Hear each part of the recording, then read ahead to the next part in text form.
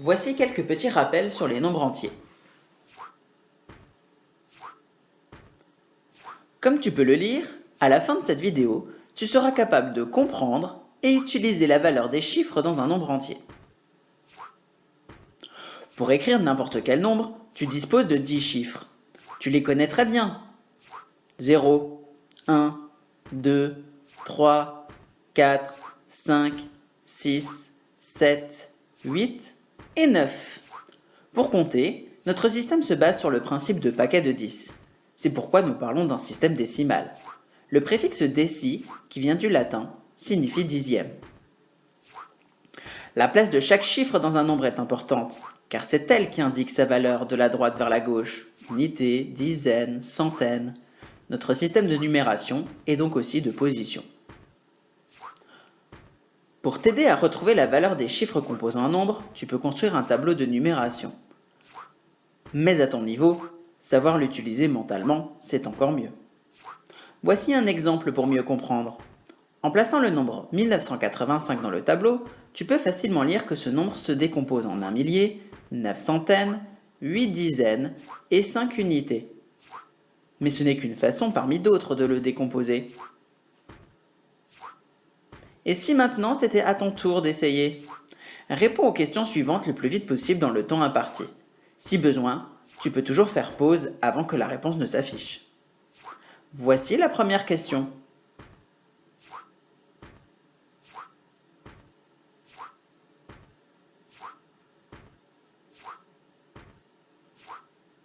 Place à la réponse. Grâce au tableau de numération, tu peux vite lire que le chiffre des centaines est 8. Et voici une deuxième question.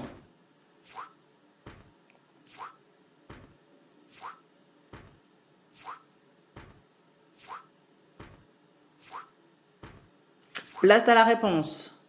Ici, il fallait bien lire la question. On te demandait le nombre de centaines, c'est-à-dire combien de centaines en tout composent ce nombre. Il y en a donc 205. Ça y est, te voilà normalement prêt pour le travail qui t'attend en classe. Mais n'hésite pas à revoir cette vidéo autant de fois que tu en auras besoin.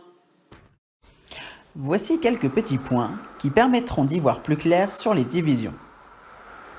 Comme tu peux le lire, à la fin de cette vidéo, tu seras capable d'utiliser le vocabulaire approprié pour nommer et décrire une division, mais aussi de poser une division, qu'elle soit euclidienne ou décimale. Comme tu le sais probablement déjà, en mathématiques, il est possible de travailler avec deux divisions différentes. Commençons donc par celle que tu dois connaître le mieux, la division euclidienne. Quoi? Ça ne te dit rien? Mais si, c'est la fameuse opération, aussi appelée division entière, car elle ne s'effectue qu'avec des nombres entiers. Lorsque l'on effectue la division euclidienne d'un premier nombre appelé dividende par un second nombre appelé diviseur, on obtient comme résultat un quotient associé d'un reste. Attention, une division euclidienne n'est correcte que si le reste est strictement inférieur au diviseur. Bien que la division euclidienne soit souvent utilisée pour résoudre des problèmes de partage, il est parfois nécessaire de passer par une division décimale. Comme son nom l'indique, cette opération s'utilise avec des nombres décimaux, aussi bien pour le dividende que le diviseur ou le quotient. On l'utilise notamment pour trouver le quotient exact d'une division sans avoir de reste à la fin. Voyons maintenant, à travers différents exemples, comment poser de telles divisions. Commençons par effectuer la division euclidienne de 423 par 18. Avant tout, il peut être très utile de bien connaître ces tables de multiplication ou de les trouver astucieusement, comme ici pour celle de 18. Posons alors l'opération demandée. On prend les chiffres du dividende 1 à 1 à partir de la gauche jusqu'à obtenir un nombre supérieur au diviseur. Ici, il s'agit de 42. On cherche ensuite le multiple du diviseur le plus proche de ce nombre. C'est à cette étape que l'on peut se servir d'un brouillon pour construire pas à pas la table du diviseur. 1 fois 18 égale 18. 2 fois 18 égale 36. 3 fois 18 égale 54. Ainsi, dans 42, on peut prendre au maximum 2 fois 18 qui font 36. On écrit alors 2 au quotient et on soustrait 36 à 42, ce qui donne 6.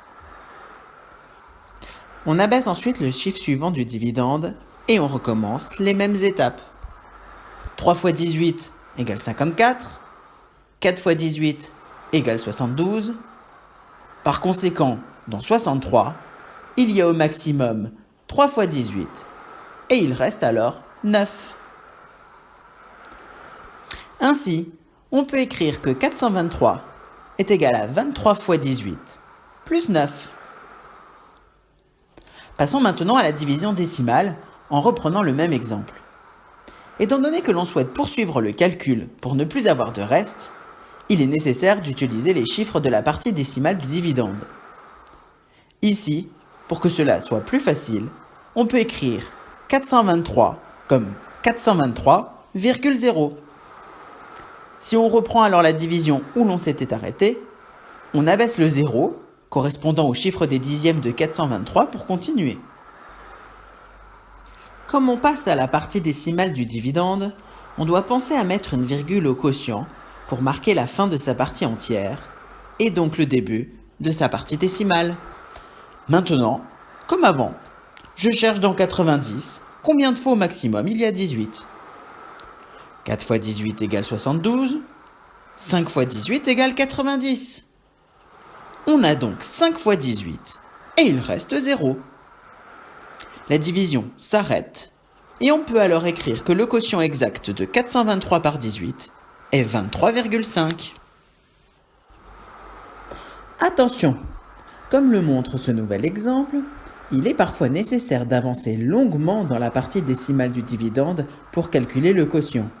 Néanmoins, même en allant ici jusqu'au chiffre des millièmes, on ne trouve pas de quotient exact à cette division décimale. Il n'est alors que possible d'en donner une valeur approchée. Et si maintenant c'était à ton tour d'essayer? Réponds aux questions suivantes dans le temps imparti. Au besoin, n'hésite pas à faire pause avant que la réponse ne s'affiche. Voici la première question.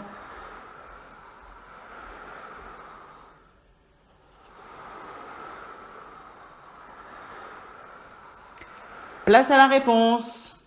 Pour aller plus vite, il est possible de ne pas écrire les soustractions intermédiaires dans l'opération posée. Dans le dividende, je prends 21. Dans 21, je peux prendre au maximum 4 fois 5, qui font 20. Il me reste alors 1. Maintenant, dans 14, je peux prendre au maximum 2 fois 5, qui font 10. À la fin, il ne reste plus que 4. Ainsi, 214 est égal à 42 fois 5 plus 4. Et maintenant, une deuxième question.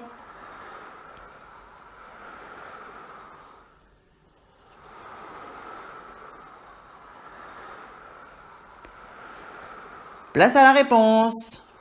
Je démarre l'opération en cherchant combien de fois 12 il y a au maximum dans 16. C'est facile, il y a une fois 12. Et il reste alors 4.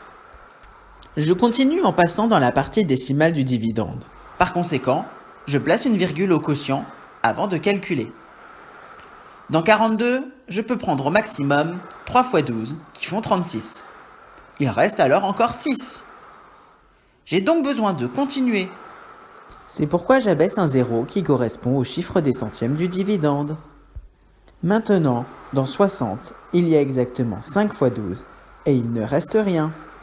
Le quotient de 16,2 par 12 est donc de 1,35. Ça y est, te voilà normalement prêt pour le travail qui t'attend en classe. Mais n'hésite pas à revoir cette vidéo autant de fois que tu en auras besoin. Voici certains points qu'il est bon de connaître sur la notion de multiple et diviseur. Comme tu peux le voir, à la fin de cette vidéo, tu seras capable de déterminer si un nombre entier est multiple ou diviseur d'un autre. Pour bien démarrer, voici quelques petits rappels de vocabulaire. Lorsque l'on choisit deux nombres, par exemple 12 et 4, il peut être intéressant de savoir si l'un est dans la table de multiplication de l'autre. C'est le cas pour notre exemple, puisque l'on sait que 12 est égal à 3 fois 4. Dans ce cas, on dit que 12 est un multiple de 4. Il est cependant possible de dire la même chose de deux autres façons.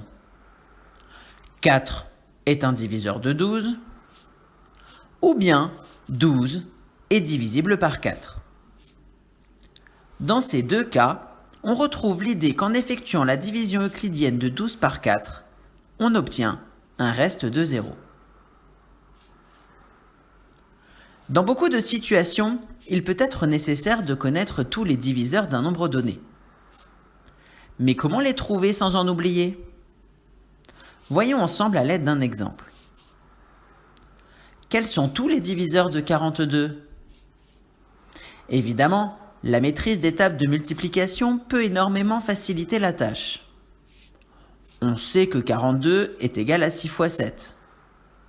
Par conséquent, on a déjà trouvé 6 et 7 comme diviseurs de 42. Néanmoins, pour être certain de tous les trouver sans en oublier, il peut être malin de les chercher dans l'ordre croissant. De plus, lorsqu'un diviseur est trouvé, un second l'est immédiatement avec.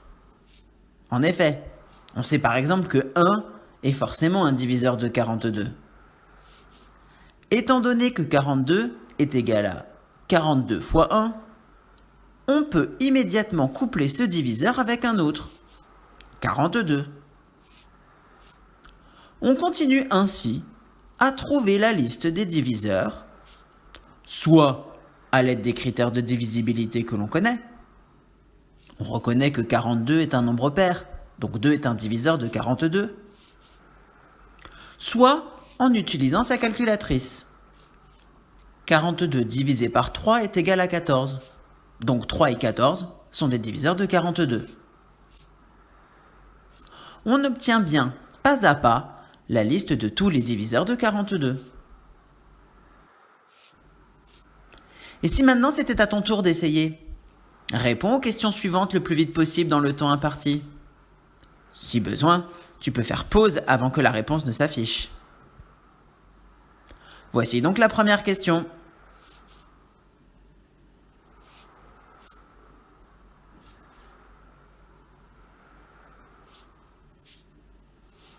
Place à la réponse.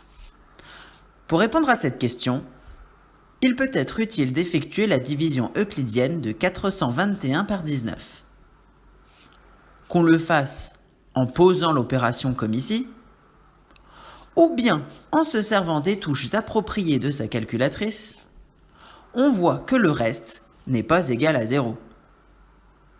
Par conséquent, 421 n'est pas un multiple de 19. Et voici la deuxième question.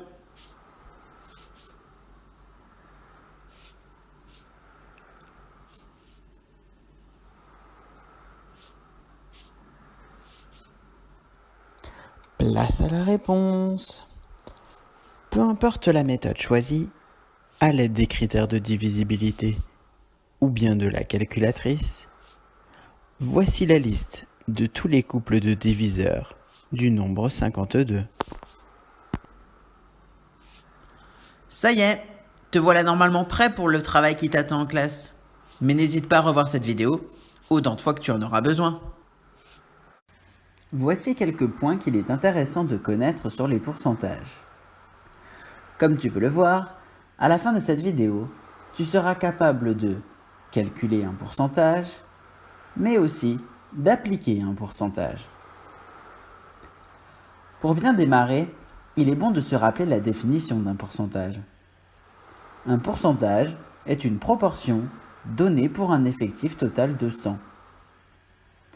Un pourcentage P peut s'écrire sous la forme P sur 100, mais se note le plus souvent P pour 100. Comme il l'est dit dans la définition, un pourcentage est une proportion. C'est pourquoi il est possible de traiter les problèmes de pourcentage comme des situations de proportionnalité. Voyons alors avec deux exemples comment s'en servir, en commençant par la façon de calculer un pourcentage. Dans la situation suivante, on souhaite savoir le pourcentage de la remise qui correspond au montant donné. Si l'on appelle P le pourcentage recherché, on peut alors écrire l'égalité de fractions suivantes. Cette situation peut aisément se représenter dans un tableau de proportionnalité.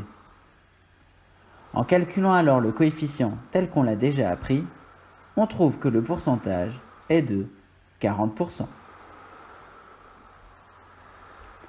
Et maintenant, regardons ce que cela donne dans une situation où l'on a besoin d'appliquer un pourcentage.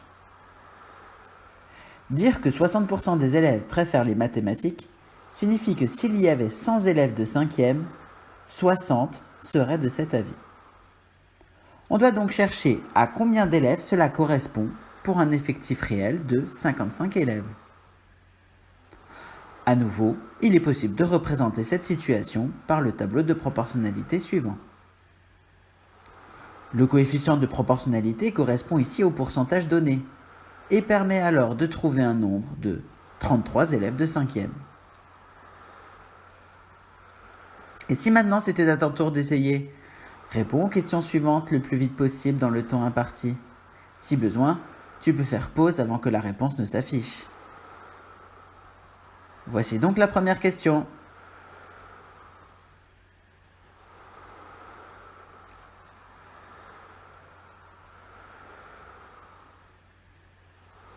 Place à la réponse. En représentant cette situation par un tableau de proportionnalité, on peut facilement calculer, par linéarité par exemple, que le pourcentage correspondant est de 60%. Et voilà la deuxième question.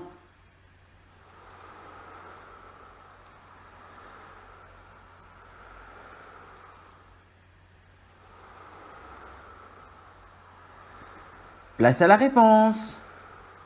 En plaçant correctement les valeurs dans un tableau de proportionnalité, on peut calculer que la masse à calculer est de 6,4 kg. Ça y est, te voilà normalement prêt pour le travail qui t'attend en classe. Mais n'hésite pas à revoir cette vidéo autant de fois que tu en auras besoin.